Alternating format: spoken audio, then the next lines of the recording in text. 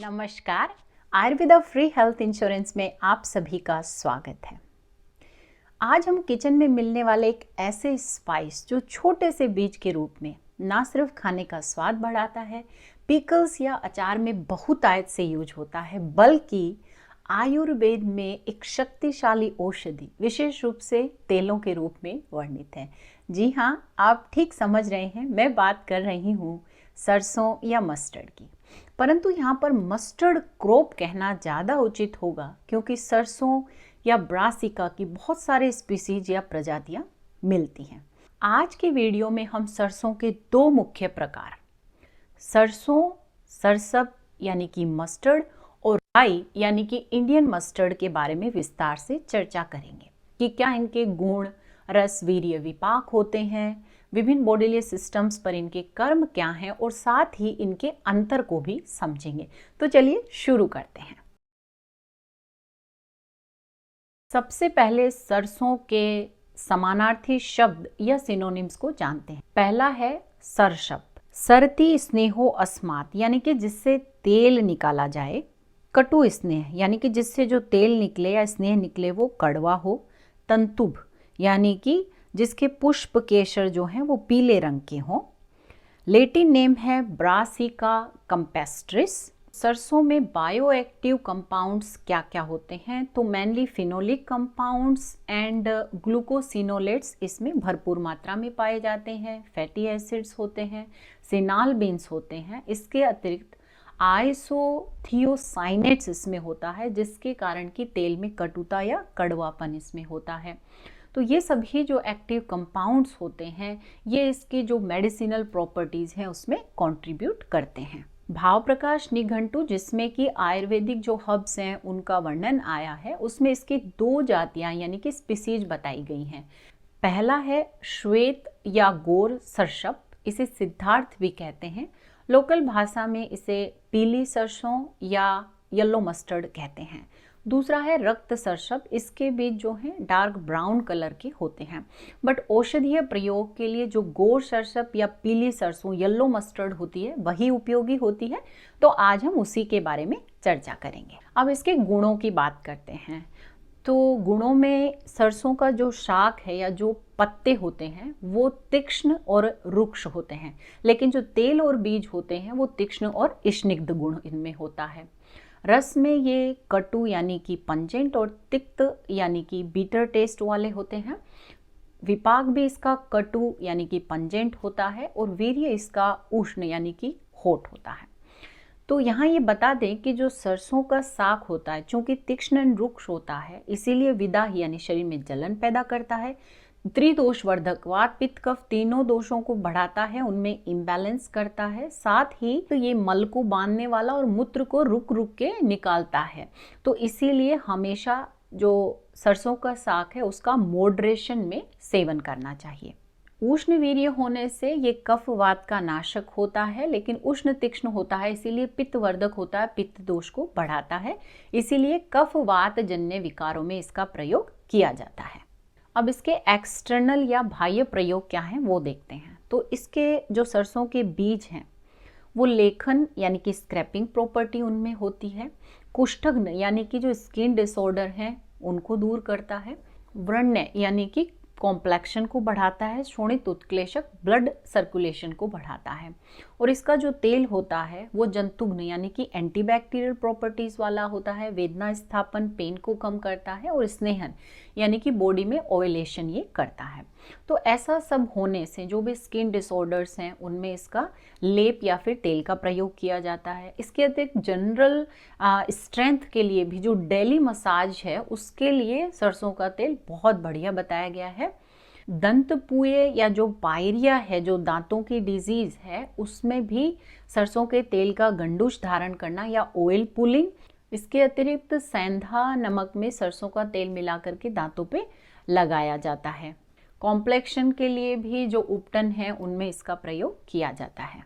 चूँकि जंतुघ्न या कृमिघ्न होता है इसीलिए जो पिनवर्म, स्पेशली जब छोटे बच्चे होते हैं उनमें पिनवर्म या जो चुनने की समस्या होती है उसमें हम जो है सरसों के तेल का जो फाया है वो एनस में लगाते हैं और उससे बच्चे को तुरंत आराम मिल जाता है। इसका आभ्यंतर प्रयोग क्या है वो देखते हैं और डिफरेंट इसका इफेक्ट जो विशेष रूप से जिन बॉडीली सिस्टम पर होता है उनको देखते हैं। तो पहला है पाचन संस्थान या डाइजेस्टिव सिस्टम। तो चूंकि ये उष्ण होता है इसीलिए दीपन यानी कि डाइजेस्टिव फायर को बढ़ाता है, परंतु क्योंकि उष्ण और तीक्ष्ण होता है तो विदाही यानी कि शरीर में बर्निंग भी कर देता है, इसीलिए मॉडरेशन में यूज करना है। और कृमिघ्न होता है इसलिए अग्निदीपन के लिए और वर्म इन्फेस्टेशन में इसका प्रयोग किया जाता है। दूसरा है रक्तव संस्थान या कार्डियोवेस्कुलर सिस्टम। तो उष्ण होने से ये हार्ट को स्टिमुलेट करता है। दूसरे वेजिटेबल ऑयल्स की तुलना में इसके तेल में जो सैचुरेटेड फैटी एसिड्स होते हैं वो कम होते हैं, इसीलिए हेल्थ के लिए डिजायरेबल बताया गया है। अब इसका एक विशेष प्रयोग होता है प्लीहा नाशन के लिए। प्लीहा नाशन का मतलब क्या है कि जहाँ स्प्लिनोमिगेली या एनलार्जमेंट ऑफ स्प्लीन हो गया, जिसे कि प्लीहा वृद्धि कहते हैं, उसमें सरसों का तेल बहुत अच्छा बताया गया है। अब ऐसा क्यों? तो स्प्लीन एनलार्जमेंट कब होता है? जब कफ और पित्त दोष का एग्रेवेशन या वो दूषित हो जाते हैं, शरीर में आम या जो टॉक्सिन्स हैं उनका अक्यूमुलेशन हो जाता है, डाइजेस्टिव फायर जो है वो बहुत मंद रहती है यानी मंदाग्नि रहती है, ऐसे कारणों से होता है। तो वहाँ जो सरसों का तेल है एक तो अग्नि को दीप्त करता है, साथ ही जो टॉक्सिन्स हैं उनको शरीर से बाहर निकालता है, स्प्लीन में जो कफ का स्टैग्नेशन होता है उसको वहाँ से ब्रेक डाउन करता है यानी कि लिम्फेटिक डिटॉक्सिफिकेशन का कार्य करता है। स्प्लीन का जो एरिया है वहाँ पर जो है सर्कुलेशन है उसको इम्प्रूव करता है, इन्फ्लामेशन को रिड्यूस करता है। ऐसा सब करने के कारण ये जो स्प्लिनोमिगेली है उसमें बहुत अच्छा कार्य करता है। देन आता है मूत्रवह संस्थान यानी कि यूरिनरी सिस्टम। तो तीक्ष्ण उष्ण होने से ये मूत्रजनक या डायूरेटिक होता है। तो यूरिन रिटेंशन होने या मूत्राघात होने पर इसका चूर्ण दिया जाता है और साथ ही जो लोअर एब्डोमेन है या पेडू है उस पर इसका लेप भी किया जाता है, जिससे कि आराम से यूरिन पास हो जाता है। अब एक और महत्वपूर्ण बात कि जो सरसों है उसे विशेष रूप से कंडुग्न कहा गया है। कंडुग्न का मतलब है जो एंटी प्रूराइटिक इफेक्ट वाला होता है, जो कि कंडू, ईचिंग, प्रूराइटिस इनको दूर करता है। तो ये कंडू, खुजली या ईचिंग ये होती क्यों है? जब शरीर में कफ का आधिक्य यानी कफ बहुत अधिक बढ़ जाता है और वो अपना स्थान कहाँ बनाता है या अधिष्ठान कहाँ बनाता है? स्किन या त्वचा में। तो जो भी कफ शामक है और स्किन के लिए बहुत अच्छा है वो कंडुग्न की तरह कार्य करता है, इसीलिए जो सरसों है या सरसों का तेल है विशेष रूप से कंडुग्न या एंटी प्रूराइटिक कहा गया है। अब इसकी मात्रा की बात करें तो जो बीज की मात्रा है वो 2 से 4 ग्राम में ही यूज़ करना चाहिए। तेल को डिपेंड करता है कि किस स्पेसिफिक फॉर्मुलेशन का प्रयोग हम कर रहे हैं और किस पर्पस से उसका उपयोग किया जा रहा है। इसके विशिष्ट योग या स्पेसिफिक फॉर्मुलेशंस क्या क्या हैं?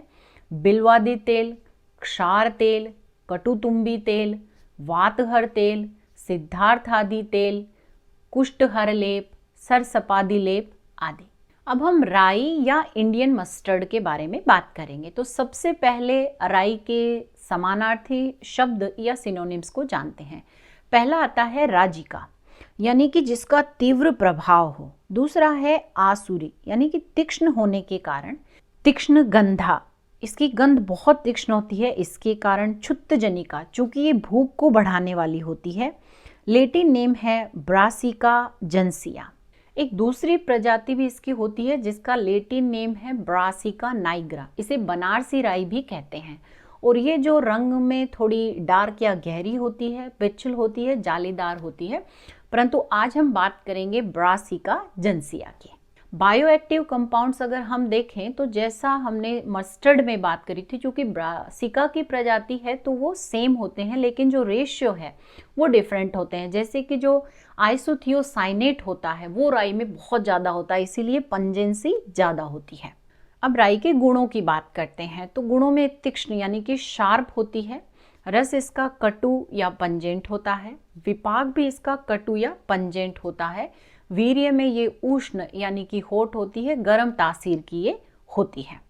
ऐसा होने से ये कफ और वात की शामक होती है, यानी कि कफ वात जन्य विकारों में प्रयुक्त की जाती है, लेकिन चूंकि बहुत तीक्ष्ण उष्ण होती है इसीलिए पित्त दोष को बढ़ाती है, पित्तवर्धक होती है।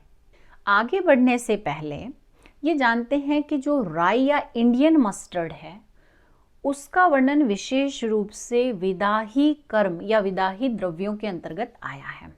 अब विदाही से मतलब क्या? ऐसे सब्सटेंसेस जो शरीर में विशेष रूप से स्टमक, चेस्ट और स्किन में बर्निंग सेंसेशन, जलन करें, शरीर में पित्त दोष को बढ़ाएं, ये सभी विदाही होते हैं। तो ऐसा लगता है कि जब ऐसा विदाही द्रव्य है तो ये कैसे फायदेमंद हमारे लिए होगा। तो यहाँ ये समझना आवश्यक है कि कुछ स्पेसिफिक कंडीशन जहाँ पर हमें स्ट्रॉन्ग डाइजेशन की ज़रूरत है, आम या जो टॉक्सिन का एक्यूमुलेशन है वो बहुत ज़्यादा है, कफ है उसको हमें रिड्यूस करना है, ऐसे कंडीशन में हमें इसकी आवश्यकता है। तो ऐसी क्या क्या कंडीशन है जहाँ पे आम का एक्यूमुलेशन बहुत ज़्यादा है? दूसरा, वीक डाइजेशन यानी मंदाग्नि है। देन कफ का आधिक्य बहुत ज़्यादा है, यानी कि कफ की डिजीजेज हैं जैसे एक्सेसिव म्यूकस, कंजेशन या ओबेसिटी है। देन स्किन डिसऑर्डर जो कि कफ या आम जो टॉक्सिन्स हैं उनके एक्यूमुलेशन से हुए हैं, जैसे ईचिंग है, फंगल इन्फेक्शन है उनमें। इसके अतिरिक्त कुछ वात डिसऑर्डर और आर्थराइटिस जहाँ पे शरीर में कोल्डनेस यानी शीताधिक्य और स्टिफनेस या जकड़ाहट होती है। इसके अतिरिक्त कृमिग जहाँ पर कि वर्म इन्फेस्टेशन होता है। ऐसे जो कुछ स्पेसिफिक कंडीशन है वहाँ हमें ऐसे द्रव्यों की आवश्यकता होती है। तो आप समझ गए होंगे कि ऐसे जितनी भी कंडीशंस हैं उनमें राई का प्रयोग बहुत अच्छा बताया गया है। तो चलिए एक एक करके इनको देखते हैं। अब राई का एक्सटर्नल या बाह्य प्रयोग क्या है? क्योंकि इसके जो बीज हैं वो इन्फ्लामेशन को कम करते हैं, पेन को कम करते हैं, लेखन या स्क्रैपिंग प्रॉपर्टीज़ वाले होते हैं, साथ ही विदाही यानी कि जलन भी कर सकते हैं। तो इसीलिए जहाँ पर एक्सेसिव कंजेशन की कंडीशन है, ऐसा कोई जॉइंट डिसऑर्डर जो स्टिफनेस, जहाँ कोल्डनेस है, या और भी कोई कंडीशन जो इन वजह से हुई है, उनमें इसका जो लेप है वो बहुत फ़ायदेमंद होता है। बट अब इसका लेप लगाना कैसे है? तो जो राई है उसको ठंडे पानी के साथ उसको पीस लेना है या पेस्ट बना लेना है। उसके बाद उसको एक महीन या जो पतला कपड़ा है उसके ऊपर लगा करके अफेक्टेड एरिया पर प्रयोग करना होता है। 10 मिनट से ज़्यादा उस लेप को नहीं रखना है क्योंकि उससे जलन हो सकती है। यदि आपको पहले जलन हो तो आप पहले ही उसको हटा सकते हैं। बट यदि आप फर्स्ट टाइम यूज़ कर रहे हैं तो सेंसिटिविटी टेस्ट आपको करना चाहिए। उसके लिए क्या है, आप बहुत छोटे जो एरिया है उसके ऊपर उसका लेप लगाएं, 5 मिनट उसका वेट करें। यदि आपको कुछ भी नहीं होता है तो आप जो है 4-5 घंटे के बाद उसको अच्छे तरह से इसका लेप जो है अफेक्टेड एरिया पे प्रयोग कर सकते हैं। इसके आभ्यंतर या इंटरनल यूज़ क्या है वो देखते हैं। पहला है पाचन संस्थान या डाइजेस्टिव सिस्टम। तो जो कि अग्निदीपन है यानी कि डाइजेस्टिव फायर को बढ़ाता है, शूलहर पेन को कम करता है, कृमिघ्न वर्म इन्फेस्टेशन में उपयोगी है, और प्लीहानाशन है ना यानी कि स्प्लिनोमेगेली में हेल्पफुल है। तो ऐसा होने से जहाँ पे अजीर्ण है यानी कि भोजन ठीक से नहीं पच रहा, अग्निमांद्य है, डाइजेस्टिव फायर वीक है, पेट में पेन है, वर्म इन्फेस्टेशन है या स्प्लिनोमेगेली है, इन सब में प्रयोग होता है। लेकिन यहाँ एक विशेष बात, चूंकि राई बहुत तीक्ष्ण होती है इसीलिए जब अधिक मात्रा में इसका प्रयोग किया जाता है तो ये वामक, वोमिटिंग या एमेटिक इफेक्ट वाली होती है। तो जहाँ पर कफ आदि क्या हो यानी कि कफ का कंजेशन बहुत ज़्यादा हो या फिर कोई टॉक्सिक सब्सटेंस हमने गलती से कंज्यूम कर लिया है, तो जो राई का चूर्ण है लगभग 5 ग्राम की मात्रा में सेंधा नमक के साथ मिला करके गर्म पानी से यदि हम बार बार उसको देते रहते हैं तो वो तब तक वोमिटिंग कराता है जब तक कि वो टॉक्सिक सब्सटेंस बाहर नहीं आ जाता, और इसी तरह से जब तक कफ क्लियर नहीं हो जाता है। तो ये इसका विशेष कर्म है। नेक्स्ट है रक्त संस्थान, कार्डियोवैस्कुलर सिस्टम और स्किन या जो इंटेगोमेट्री है उसमें। चूंकि ये उष्ण होता है इसीलिए स्टिमुलेटिंग इफेक्ट वाला होता है, तो हार्ट स्टिमुलेशन के लिए इसका प्रयोग किया जाता है। साथ ही श्वेद जनन होता है, यानी कि स्किन में जो है ये चूंकि सर्कुलेशन को इम्प्रूव करता है, इसीलिए जो स्टेग्नेशन स्किन में हो जाता है तो उसको ये स्किन टॉक्सिन्स को रिमूव करने में हेल्प करता है, इसीलिए स्किन डिसऑर्डर्स में भी इसका प्रयोग किया जाता है। इसकी मात्रा की बात करें तो चूंकि बहुत तीक्ष्ण होता है, इसलिए कम मात्रा में बीज की मात्रा 1 से 2 ग्राम होनी चाहिए।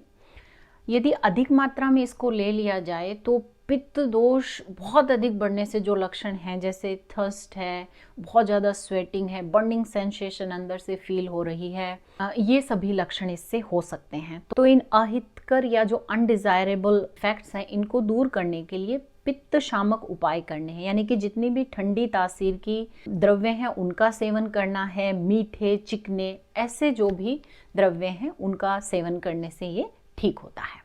इसके विशिष्ट फॉर्मुलेशन की बात करें तो जो सरसों के हमने बात करी, बिल्वादिक तेल, क्षारादि तेल आदि होते हैं। क्योंकि जो ब्रासिका प्रजाति है तो एज सच जो मस्टर्ड ऑयल या सरसों का तेल उनमें यूज किया जाता है, उसमें ये राई जो है वो भी एज ए मस्टर्ड ऑयल की तरह प्रयोग की जाती है। एक ये है कि जहाँ पे इनका उत्पत्ति स्थान है, यानी कि जहाँ पे इनकी क्रॉप ग्रो करी जाती है, उस हिसाब से जो मस्टर्ड ऑयल है वो प्रयोग में आता है। तो एक मोटा मोटा हम समझ सकते हैं कि उत्तरी भारत में मेनली जो राई है वो मस्टर्ड ऑयल हम प्रयोग करते हैं। पूर्वी और दक्षिण भारत में जो सरसों वाला मस्टर्ड ऑयल है वो प्रयोग औषधियों में किया जाता है।